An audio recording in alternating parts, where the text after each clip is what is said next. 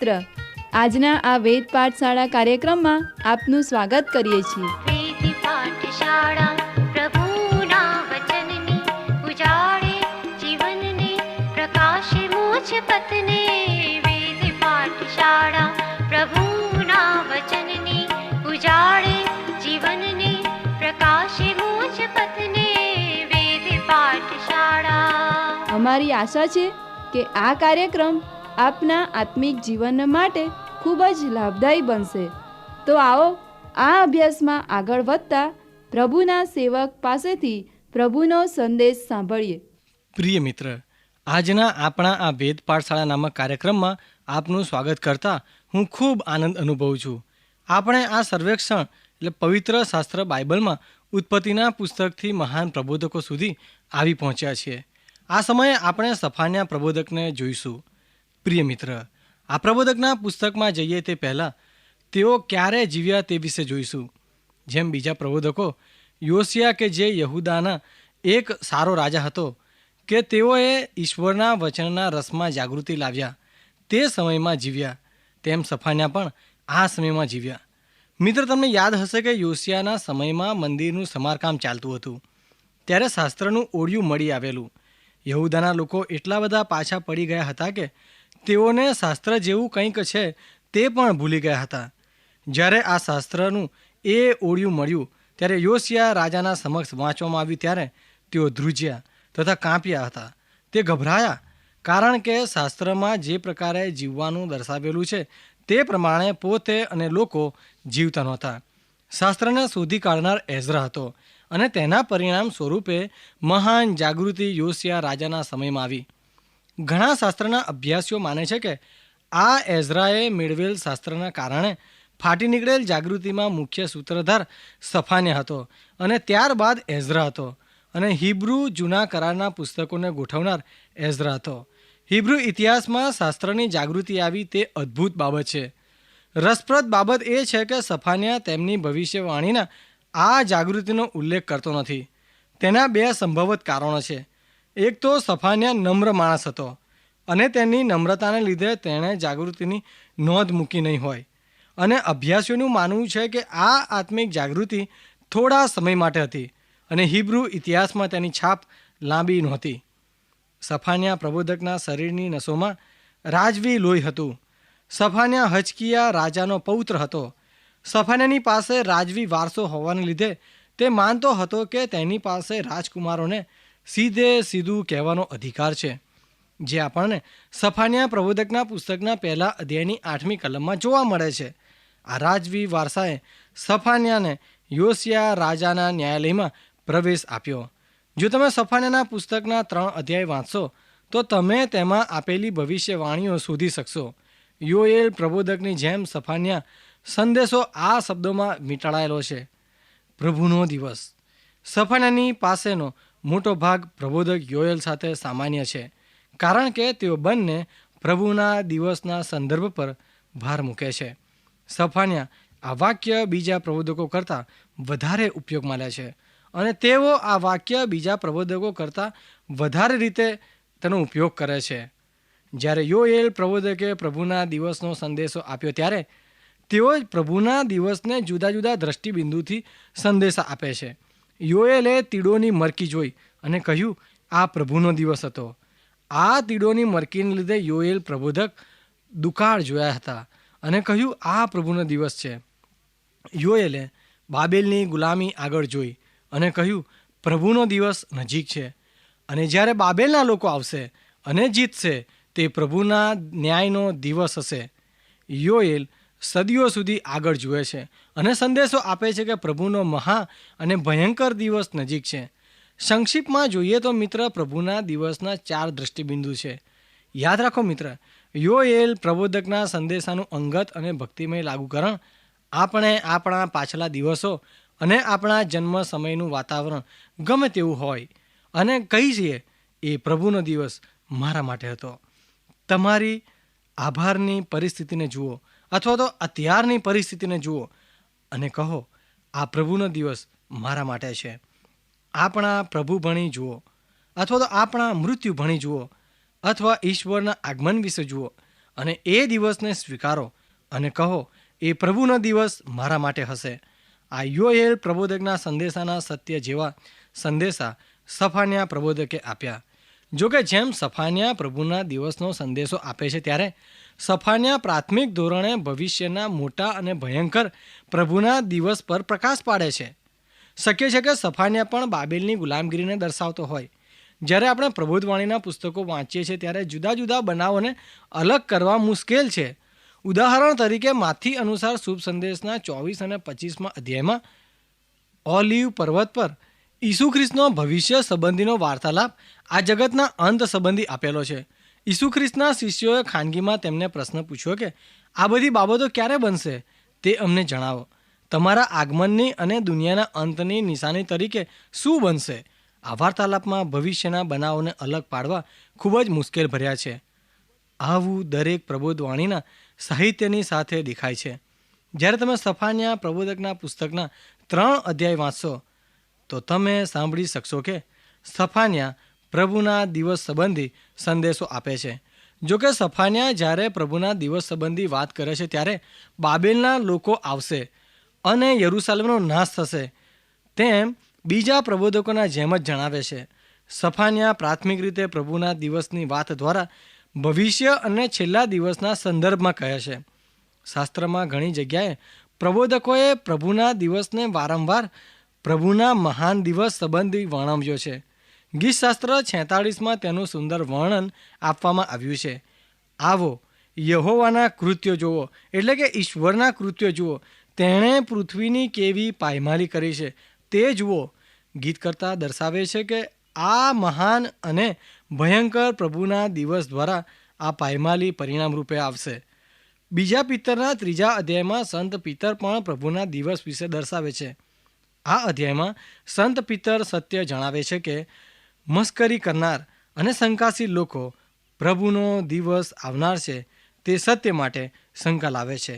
પણ સંત પિત્તર જણાવે છે કે પ્રભુની દ્રષ્ટિમાં એક દિવસ કે 1000 વર્ષમાં કોઈ તફાવત નથી. આ એક વાત ભૂલી જશો નહીં. તેમને મન તો બંને સરખા છે. પછી સંત પિત્તર મહા અને ભયંકર દિવસ સંબંધી વાત કરે છે. પ્રભુના આગમનના દિવસે આકાશ મોટા કડાકા સાથે અદૃશ્ય થઈ જશે અને આકાશી મંડળો અગ્નિમાં બળી જશે અને પૃથ્વીનું સર્વસ્વ બળીને ખાખ થઈ જશે. આ શબ્દો દ્વારા સંત પિત્તર છેલ્લા દિવસ સંબંધી પ્રભુના મહાન અને ભયંકર દિવસ સંબંધી દર્શાવે છે. હાગ્ગાઈ પ્રબોધક પણ પ્રભુના દિવસ સંબંધી વર્ણન કરે છે. હાગ્ગાઈ પ્રબોધક જણાવે છે કે એક દિવસ ઈશ્વર જેમ બાળક રમકડું ઉઠાવે છે તેમ આ પૃથ્વીને ઉઠાવશે અને તેઓ તેને ઠાલવશે. ઘણા બધા પ્રબોધકો હલાવવાના શબ્દનો ઉપયોગ કરે છે. ઈશ્વર આકાશોને, પૃથ્વીને, સમુદ્રને તેમજ કોરી ભૂમિને હલાવશે. હું સર્વ પ્રજાઓને હલાવી નાખીશ ને સર્વ પ્રજાઓની કિંમતી વસ્તુઓ આવશે. નવા કરારમાં હિબ્રુના 13મા અધ્યાયમાં હાગ્ગાઈ પ્રબોધકની નોંધ આપવામાં આવી છે. સફાન્યા પ્રબોધક આ પ્રમાણે લખે છે કે યહોવા કહે છે કે પૃથ્વીની સપાટી પરથી સર્વ વસ્તુઓનો હું સંપૂર્ણ સંહાર કરીશ. મનુષ્યનો તેમજ જનાવરોનો હું સંહાર કરીશ. ખેચર પક્ષીઓનો તથા સમુદ્રના માછલાનો તેમજ દુષ્ટોની સાથે ઠોકર ખવડાવનારી વસ્તુઓનો સંહાર કરીશ અને પૃથ્વીની સપાટી પરથી હું મનુષ્યને નષ્ટ કરીશ. એવું યહોવા કહે છે. તમે જુઓ મિત્ર, સફાન્યા પ્રબોધકનો પ્રાથમિક સંદેશો પ્રભુનો અંતિમ દિવસ આવશે અને રાજકીય ઉથલપાથલ થશે. પ્રભુનો દિવસ અમુક ભાગના પસંદ કરેલા લોકોને બાબેલમાં લઈ જશે. એટલું જ નહીં, અને પછી તેઓને ગુલામીમાંથી પાછા લાવવામાં આવશે. જ્યારે સફાન્યા પ્રભુના દિવસની વાત કરે છે ત્યારે સંપૂર્ણ સંહાર વિશે વાત કરે છે. તેઓ કહે છે કે પ્રભુના દિવસે માણસો, પક્ષીઓ, સમુદ્રના માછલા સર્વનો સંહાર કરવામાં આવશે. સફાન્યા સંદેશો આપે છે કે અંતિમ દિવસ આવશે અને પ્રભુના દિવસે સંહાર થશે. સફાન્યા પ્રબોધક પ્રાથમિક ધોરણે પ્રભુના દિવસ પર ભાર મૂકે છે. અને એટલા જ માટે પ્રિય મિત્ર, સફાન્યા પ્રબોધકના પહેલા અધ્યાયને ધ્યાનથી સાંભળશો.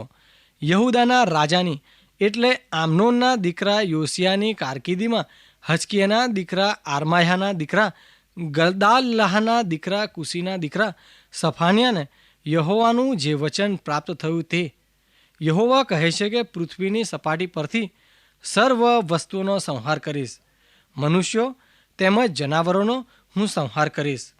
પ્રિય મિત્ર, તેમનું ધન લૂંટાઈ જશે ને તેમના ઘરો ઉજ્જળ થઈ જશે. હા, તેઓ ઘરો બાંધશે પણ તેઓમાં રહેવા પામશે નહીં. તેઓ દ્રાક્ષાવાડીઓ રોપશે પણ પોતે તેમની દ્રાક્ષારસ પીવા પામશે નહીં. પ્રિય મિત્ર, યહોવાના કોપને દિવસે તેમનું સોનું રૂપું તેમને ઉગારી શકશે નહીં, પણ તેના ક્રોધના આવેશના અગ્નિથી આખી પૃથ્વી ભસ્મીભૂત થઈ જશે, કેમ કે તે પૃથ્વીના સર્વ રહેવાસીઓનો અંત, હા ભયંકર અંત આવશે. અહીંયા સફાનિયા બે જુદા જુદા બનાવો દર્શાવે છે. ઘણી વખત તેઓ બાબેલના લોકો યરૂશાલેમને જીતશે ત્યારે તેનો નાશ થશે. જોકે સફાનિયા કહે છે કે હું પૃથ્વી પર જીવતાઓનો સંહાર કરીશ, ત્યારે તેઓ બાબેલની જીત જ કહેતા નથી, પરંતુ એથી વિશેષ અંતિમ દિવસોમાં રાજકીય ઉથલપાથલ થશે તે વિશે જણાવે છે. સફાનિયા પ્રબોધક પણ બીજા પ્રબોધકની જેમ શુભ સમાચાર આપે છે. હે બેશરમ પ્રજા, હુકમનો અમલ થઈ જાય, તમે ઉડી જતા ભૂસાના જેવા થઈ જાઓ. યહોવાનો સખત ક્રોધ એટલે કે ઈશ્વરનો સખત ક્રોધ તમારા પર આવે. યહોવાના કોપનો દિવસ તમારા પર આવી પડે તે પહેલાં તમે એકઠા થાવ, હા એકત્ર થાવ. હે પૃથ્વીના નમ્ર માણસો, તમે યહોવાના હુકમનો અમલ કર્યો છે, માટે તમે તેને શોધો. કદાચ યહોવાના કોપને દિવસે તમને સંતાઈ રહેવાનું સ્થાન મળે. દરેક બંદીવાસના પ્રબોધકોએ આત્મિક જાગૃતિનો સંદેશો આપ્યો. દરેક પ્રબોધકોએ યહૂદાના લોકોને જણાવ્યું કે બાબેલની જીત અને ગુલામગીરી અટકાવી શકાય તેમ નથી. પ્રિય મિત્ર, આપણે જાણીએ છીએ કે તેઓએ પસ્તાવો ના કર્યો અને બાબેલની જીત થઈ અને તેના લીધે બંદીવાસ આવ્યો. સફાનિયા પ્રબોધક અને સંત પિતર ઈશ્વરના મહાન દિવસ વિશે વાત કરે છે. આ બંને પ્રભુના સેવકો આપણને પડકાર આપે છે કે આપણે ગમે તેવા સ્વભાવના હોઈએ, પરંતુ આ જગતની સર્વ બાબતો એક દિવસ નાશ પામશે. બીજા અધ્યાયમાં સફાનિયા કંઈક વિશેષ કરે છે જે અન્ય પ્રબોધકોએ કર્યું નહોતું. અહીં સફાનિયા વિદેશી પ્રજાઓને કે જેમણે યહૂદાના લોકોને સતાવ્યા હતા અને જેમનો ન્યાય ઈશ્વર કરવાના હતા તેમને પ્રબોધ કરે છે. સફાનિયાના મત મુજબ ઈશ્વર તેના લોકોને શિક્ષા કરશે. એટલું જ નહીં, પણ જેમ નાહુમની ભવિષ્યવાણી જણાવે છે તેમ જેઓએ તેના લોકોને સતાવ્યા છે તેમનો પણ ન્યાય ઈશ્વર કરશે. સફાનિયા પલિસ્તી દેશના નામ આપે છે. તે પ્રબોધ કરે છે ઈશ્વર તેના લોકની દયાળુપણે મુલાકાત લેશે અને તેમની સમૃદ્ધિને પુનઃસ્થાપિત કરશે, પરંતુ તમારા જેવા શહેરો અર્થાત પલિસ્તીઓના નગરોનો નાશ કરશે અને ઉજ્જળ થઈ જશે. આ નગરો માટે ન્યાયની સફાનિયા જાહેરાત કરે છે. તે મોઆબ અને આમોન માટે પણ ન્યાયની જાહેરાત કરે છે. સફાનિયા જણાવે છે કે આ શહેરો સદોમ અને ગમોરાના જેવા થઈ જશે. તે આસુર અને નિનવે માટે પણ ન્યાયની જાહેરાત કરે છે. સફાનિયા જણાવે છે કે જે આનંદી નગર નિશ્ચિત રહેતું હતું ને પોતાના મનમાં કહેતું હતું કે હું જ છું ને મારા સિવાય બીજું કોઈ જ નથી, તે કેવું વેરાન તથા પશુઓને પડી રહેવાનું સ્થાન થઈ પડ્યું છે. ઢોરઢાંક એટલે અન્ય પ્રજાઓના સર્વ પશુઓ તેમાં પડી રહેશે. બગલા તથા સાવડીઓ તેના પડેલા સ્તંભોના મથાળામાં મધ્ય રહેશે. તેમના સાદનું ગાયન બારીઓમાં સંભળાશે. ઉભરાવો ઉજ્જળ થઈ જશે, કેમ કે તેણે એરેન્જ કાસ્ટનું કામ ઉઘાડું કરી નાખ્યું છે. આ તે વિશાળ અને સમૃદ્ધ શહેરને માટે આગાહીથી નિર્માણ કરેલું છે. તે પશુઓને રહેવાનું સ્થાન થઈ પડશે. પુરાતત્વ શાસ્ત્રીઓ અને જૂના ઇતિહાસકારો જણાવે છે કે સફાનિયાએ જ્યારે આ ભવિષ્યવાણી કરી ત્યારે તે હાસ્યાસ્પદ લાગતી હતી, પણ તે પૂર્ણ રીતે સંપૂર્ણ થઈ છે. બીજા અધ્યાયમાં યરૂશાલેમમાં ઈશ્વરના લોકો હતા. તેમના શત્રુઓ સામે ઈશ્વરનો ન્યાય જાહેર કર્યા પછી ત્રીજા અધ્યાયમાં સફાનિયાનો સંદેશ યહૂદાના લોકો માટે છે. આ એવા પ્રકારના લોકોનું જૂથ છે કે જેને આવા ઘણા બધા સંદેશા પ્રબોધકો આપ્યા હતા. સફાને જણાવે છે કે એ બંડખોર તથા ભ્રષ્ટ થયેલી જુલમી નગરીને અફસોસ, મારું કહેવું તેણે માન્યું નહીં, મારી શિખામણ તેણે માની નહીં, તેણે યહોવા પર વિશ્વાસ રાખ્યો નહીં ને પોતાના ઈશ્વરની પાસે આવી નહીં. અહીં સફાન્યા પ્રબોધક ન્યાય ઉપર સખત ભાર મૂકે છે અને સામાજિક અન્યાય વિશે સબળ ઉપદેશ આપે છે. ત્યારે તે આ મુદ્રા પર આમોસ અને મીખા પ્રબોધકની સાથે સંમત થાય છે.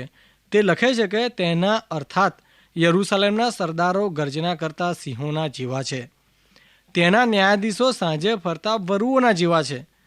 તેઓ આવતીકાલ માટે કંઈ પડતું મૂકતા નથી. તેઓના પ્રબોધકો બેપરવા તથા કપટી પુરુષો છે. તેના યાજકોએ પવિત્ર સ્થાનને ભ્રષ્ટ કર્યું છે. તેઓએ નિયમશાસ્ત્રનો ભંગ કર્યો છે. મીખા, આમોસ અને યસાયાની સાથે સફાન્યા પણ એમ કહેવામાં સામેલ થાય છે કે સરકાર ઈશ્વર તરફથી નિમાયેલી છે. મીખાની જેમ સફાન્યા પણ એ જ બાબત પર ભાર મૂકે છે કે સરકારનો હેતુ પ્રજાનો ગેરલાભ ઉઠાવવાનો નહીં, પણ જે લોકો શાસન કરી રહ્યા છે તેમને વધારે તીવ્ર બનાવવાનો છે. રાજકીય સત્તા પર જેઓ છે તેમનો હેતુ તેમનો અહમ વધારવાનો કે લોકોના ખર્ચે તેમના ખિસ્સા ભરવાનો નથી. તે તો લોકો દ્વારા અને લોકો માટેની સરકાર હોવી જોઈએ. મીખા અને સફાન્યા બંને આ વાત વિગતથી સમજાવે છે. ઈશ્વરથી નિમાયેલી સરકાર 3 સ્તરે અસ્તિત્વ ધરાવે છે. પ્રથમ, તમારી પાસે ધર્મગુરુઓ છે કે જેઓ ઈશ્વરના કાયદા શીખવે છે. આ કાયદાઓ ચોક્કસ સત્તા ચલાવવા માટે પણ લાગુ કરી શકાય. ત્યારબાદ તમારી પાસે પ્રબોધકો છે કે જેઓ ધર્મગુરુઓને તેમને જે શીખવ્યું છે તે કરવા માટે લોકોને પ્રોત્સાહન આપે છે. તે પછી તમારી પાસે સામાજિક આગેવાનો છે કે જેઓએ ધર્મગુરુઓએ શીખવેલા અને પ્રબોધકોએ પ્રોત્સાહિત કરેલા કાયદાઓનું પાલન કરવાનું છે. જ્યારે સરકાર ભ્રષ્ટ થાય છે ત્યારે આ ત્રણેય સ્તર પર તે ભ્રષ્ટ થાય છે. જ્યારે ધર્મગુરુઓ ભ્રષ્ટ થાય છે અને ઈશ્વરનું વચન શીખવતા નથી અને જો શીખવે છે પણ તેનો નમૂનો આપતા નથી, ત્યારે લોકો વિમાસણમાં મુકાય છે અને શું સાચું છે અને કેવી રીતે જીવવું તે તેઓ સમજી શકતા નથી. ધર્મગુરુઓએ શીખવેલા ઈશ્વરના વચનને આધીન થવા જો પ્રબોધકો પ્રોત્સાહન આપતા નથી તો લોકો ભ્રષ્ટ થઈ જાય છે. જ્યારે સામાજિક આગેવાનો લાંચ લઈને ભ્રષ્ટ બને છે ત્યારે લોકોની આંખ ઉઘડી જાય છે. મીખા પ્રબોધક જણાવે છે કે ભ્રષ્ટ સરકારને માટે ઈશ્વરનો આખરી ઉપાય એ છે કે એક દિવસ માણસ પાસેથી સરકારનું પ્રતિનિધિત્વ લઈ લેશે. આ બાબત પર દાનિયેલ પ્રબોધક પણ ભાર મૂકે છે. તે આપણને તેના 4થા અધ્યાયમાં આપણે જોયું હતું. ઈશ્વરે નબુખાદનેસ્સારને જણાવ્યું કે જ્યાં સુધી તે પરાત્પરના નિયમો શીખશે નહીં અને ઈશ્વર ઈચ્છે છે તેને તે સત્તા આપે છે તે શીખશે નહીં ત્યાં સુધી તે ગાઢપણપણાનો અનુભવ કરશે. રોમનોને લખેલા પત્રના 13મા અધ્યાયમાં સંત પાઉલ પણ આ જ બાબત જણાવે છે કે કેમ કે ઈશ્વરના તરફથી ન હોય એવો કોઈ અધિકારી નથી. ઈશ્વર સરકારની સ્થાપના કરે છે. નાના પ્રબોધકો આ જ બાબત ભારપૂર્વક લખે છે કે માણસને સત્તા આપવી તે ઈશ્વરની યોજના હતી. જ્યારે માણસ સરકારને ભ્રષ્ટ કરે છે અને પ્રજાનો ગેરલાભ ઉઠાવે છે ત્યારે ઈશ્વર તેની પાસેથી સત્તા પાછી ખેંચી લે છે અને બંદીવાસ દ્વારા તેનો ક્રોધ પ્રગટ કરે છે. ત્યારબાદ મીખાના મત મુજબ એક દિવસ દેવનો દીકરો આવશે અને રાજાઓના રાજા અને પ્રભુઓના પ્રભુ તરીકે રાજ્ય કરશે. જ્યારે પ્રબોધકો ઈશ્વરના આગમન વિશે જણાવે છે ત્યારે કેટલીક વાર તેઓ તેના પ્રથમ આગમન અને કેટલીક વાર બીજા આગમન વિશે વાત કરે છે. તેમના પ્રથમ આગમન વખતે તેમણે રાજ્ય કર્યું નહીં, પરંતુ ભવિષ્યવાણી જણાવે છે કે બીજા આગમન વખતે પ્રભુ ઈસુ ખ્રિસ્ત રાજ્ય કરશે.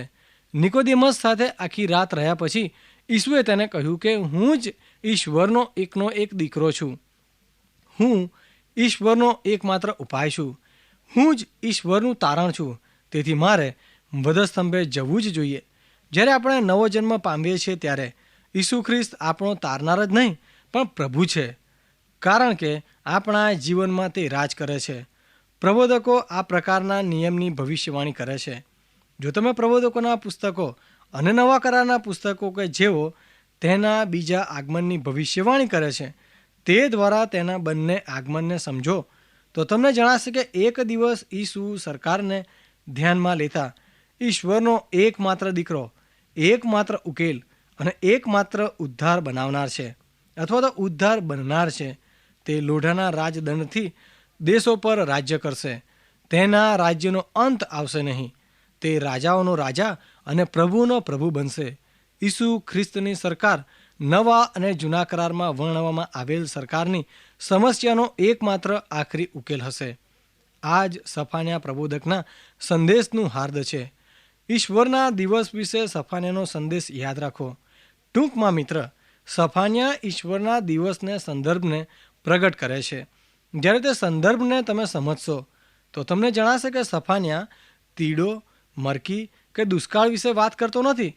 કેટલીક વાર તે બાબેલના બંદીવાસનો ઉલ્લેખ કરે છે, પણ સામાન્ય રીતે તે છેલ્લા દિવસોમાં ઈશ્વરના મહાન અને ભયંકર દિવસ વિશે જણાવે છે જે માનવ ઇતિહાસને પરિપૂર્ણ કરશે.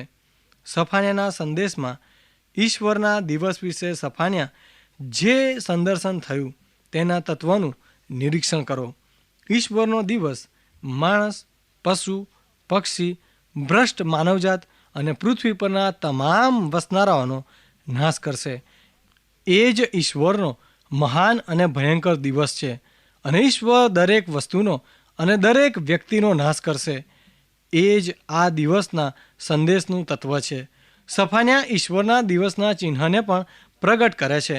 મોટાભાગે સફાન્યા એવું લખતો નથી કે ઈશ્વર બાબેલના કે આસુરના લોકોનો સાધન તરીકે ઉપયોગ કરશે, પણ તે લખે છે કે ઈશ્વર પોતે જ તે દિવસે કાર્ય કરશે. કેટલીક વખત લોકો જ્યારે ગીતશાસ્ત્રના પુસ્તકના 46મા અધ્યાયને, બીજા પિતરના 3જા અધ્યાયને અને હાગ્ગાઈનું પુસ્તક વાંચે છે ત્યારે તેઓ કહે છે કે કદાચ ઈશ્વરનો દિવસ અણુયુદ્ધ જેવો હશે, પણ સફાન્યા લખે છે કે આ દિવસે ઈશ્વર પોતે જ કાર્ય કરશે. તે કોઈ માનવીય સાધનોનો ઉપયોગ કરશે નહીં. સફાન્યા ઈશ્વરના દિવસની અસરોને પણ પ્રગટ કરે છે. ઈશ્વરનો દિવસ એટલા માટે આવશે કે ઈશ્વરના લોકોએ તેનું વિરુદ્ધ પાપ કર્યું છે. આ પાપોને સફાન્યા ભારપૂર્વક અને ચોક્કસ રીતે રજૂ કરે છે. સંપત્તિ, બેપરવાહી, અવિશ્વાસ, અનાંગાંગિતપણું, બળવો અને અધર્મીપણું. સફાન્યા આ પાપોને અલગ અલગ રીતે વર્ણવે છે. ત્યારે આપણા પોતાના દેશ વિશે વિચાર કરો. સફાન્યા લોકોને મૂર્તિપૂજા અને ભ્રષ્ટતાના પાપ માટે જવાબદાર ગણતો નથી, પરંતુ આવા બધા પાપો માટે જવાબદાર ગણે છે. અને સફાન્યાના મત મુજબ તેને કારણે જ ઈશ્વરનો મહાન અને ભયંકર દિવસ આવવાનો છે. સફાન્યા ઈશ્વરના દિવસના પરિણામ રૂપે જે નવું સર્જન બનવાનું છે તેને પણ પ્રગટ કરે છે. આ બધા શિક્ષણ દ્વારા તે એક જ બાબત પર ભાર મૂકે છે. બધી જ ભૌતિક બાબતોનો નાશ થશે. ઈશ્વર નવા આકાશ અને નવી પૃથ્વીનું સર્જન કરશે અને તેમાં ન્યાયપણું વાસો કરશે. ઈશ્વરના જણાવ્યા પ્રમાણે આ પૃથ્વીનો નાશ થશે. જૂના કરારમાં સફાન્યા અને નવા કરારમાં પિતર બંને તેમના સંદેશામાં આ બાબત પર ભાર મૂકે છે. પ્રિય મિત્ર, બધા જ પ્રબોધકોની જેમ સફાન્યાનો અંત પણ આશાવાદી છે. ઈશ્વરના પસંદ કરેલા લોકો પાછા ફરશે અને પુનઃસ્થાપિત થશે એમ તે જાહેર કરે છે. તેમની ભવિષ્યવાણી ભલે ઉથલપાથલ કરનાર હોય, પરંતુ આ દરેક પ્રબોધક જણાવે છે કે મોટો સુધારો થવાનો છે. ઇસરાયેલનો ભૌગોલિક સુધારો થશે અને તેના ઈશ્વર સાથે આત્મિક સુધારો થશે. સફાન્યાનો સંદેશ એ અંતિમ સમયનો અને અંતમાં થનાર બાબતોનો સંદેશ છે. જ્યારે તમે છેલ્લા દિવસો વિશેની સફાન્યાની ભવિષ્યવાણીનો અભ્યાસ કરી રહ્યા છો ત્યારે તમારા માટે અંગત અને આત્મિક લાગુકરણ એ છે કે આ બધી જ બાબતો જ્યારે બનશે ત્યારે આપણે કયા પ્રકારની વ્યક્તિ બનવું જોઈએ? પ્રિય મિત્ર, શું તમે પ્રભુના દિવસ માટે તૈયાર છો?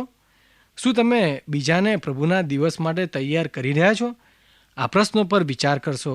ફરી મળે ત્યાં સુધી મને રજા આપશો. પ્રિય શ્રોતા મિત્રો, અમને ખાતરી છે કે આજનો આ કાર્યક્રમ આપને રસપ્રદ લાગ્યો હશે. જો આ કાર્યક્રમ આપ નિયમિત રીતે સાંભળશો તો તમારા અંગત જીવનને માટે તે ખૂબ જ લાભદાયી બનશે. જો આપને આ અંગે કોઈ પ્રશ્ન કે મૂંઝવણ હોય અથવા આપ આ કાર્યક્રમને લગતું સાહિત્ય પ્રાપ્ત કરવા માંગતા હોય તો આજે જ તમારા પૂરેપૂરા નામ સરનામા સાથે અમને પત્ર લખશો. અમારું સરનામું છે કાર્યક્રમ Ved Pathshala, Vishwavani, post box number 2036, Fatehganj, Vadodara 390002. ધન્યવાદ.